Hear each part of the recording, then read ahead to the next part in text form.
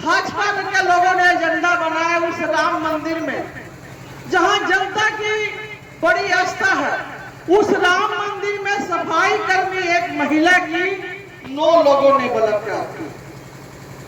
कहने के लिए मोदी जी और नीतीश जी बहुत महिलाओं की बात करते हैं, परंतु पूरी बलात्कार की बात आज देश में आ गई है, रुक नहीं रहा है। इसका वजह क्या है?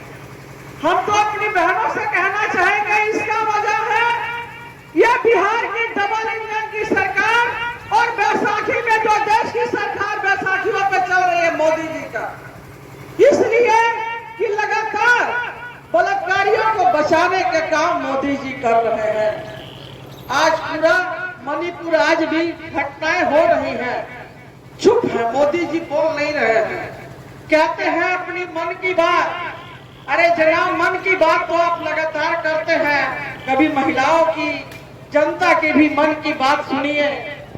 कि हमारे नीतीश जी बहुत बात करते हैं महिलाओं की, पूरा जीविका बनाए हुए हैं, जीविका दीदी कह रहे हैं कि जीविका दीदी तो हमारी रीढ़ की हड्डी है।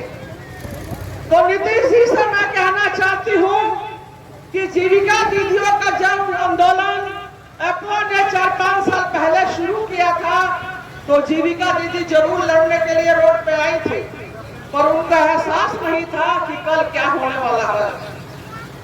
हम लोग उतरे थे, 5000 लोग से लगभग जीविका दीदी हम लोग सीवान में उतरे थे 4 से 5 साल पहले।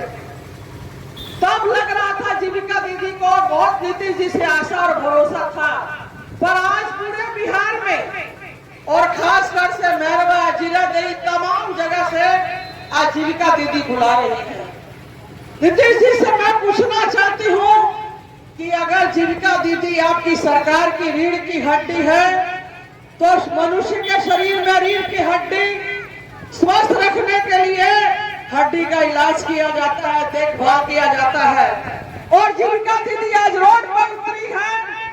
उनको आप सीएम को 2000, किसी को 750, किसी को 500, इस तरह की तनख्वाह दे के आप जीविका दीदी से जो मनमानी करते हैं, और अब तब एक कह रहे हैं कि जीविका दीदी को जो हम 2000 परियोजना के माध्यम से देते थे वो नहीं देंगे, अब समूह से लेंगे।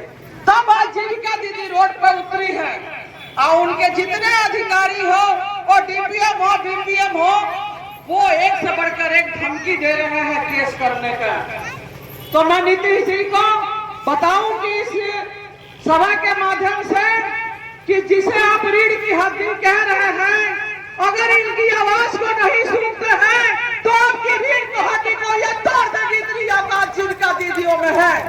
आज पूरा आशा आंदोलन में थी, आंगनबाड़ी आंदोलन में थी, रसोइयों का, हमारी रसोइया बहनें जो स्कूल में खाना बनाती है, दोपहर का भोजन, उनको हटाने का पूरा प्लानिंग बना लिया गया है। उनको अब एनजीओ के माध्यम से भोजन बनेगा, और जो 1650 जीविका जो मिलता है रसोइयों को वो भी नहीं मिलेगा, हटा दिया जाएगा। एक दिन पेपर में न्यूज निकला था कि 2000 बढ़ा दिए। जो ये खबर हमारे पास रसोइया लोग कह रही थी, तो दरअसल अधिकारियों से मिलने हमारे दरौली के विधायक जी भी गए थे और कई और लोग भी थे, उसमें वो बोल दिया था कि बढ़ा दिया जाएगा, और इसी को पेपर में छाप दिया गया। पैसा बढ़ता है तो बहुत सारा उसका तरीका है, तब जाकर बढ़ता है। तो मैं उन रसोई बहनों से अगर 10 भी आई होंगी तो मैं कह दूंगी कि पैसा बढ़ाने को तो छोड़ दीजिए, आपको हटाने की प्लानिंग ये सरकार बना चुकी है, और जगह जगह अंदर से ही शुरू हो गया है। पूरा भोजन बनाने वाला रसोई का पूरा रसोई घर बन रहा है।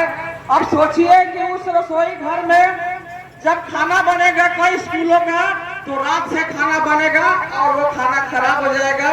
उसमें किसके बच्चे पढ़ते हैं? गरीबों के बच्चे पढ़ते हैं, वो खाना खराब मिलेगा।